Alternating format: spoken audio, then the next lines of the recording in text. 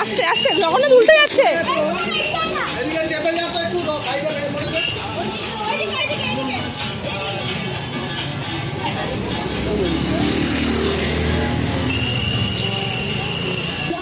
দাঁড়াতে হয় তো। আবার কি পড়ে গেল? জগন্নাথ ডিগবাজি খাচ্ছে, এত জোর চলছে রথ। জগন্নাথকে ধরে বসাতে হচ্ছে। হ্যাঁ, তুমি আপাতত আজকে রথ দেখো। হ্যাঁ, অ্যাম্বুলেন্স গাড়ি পরে দেখবো।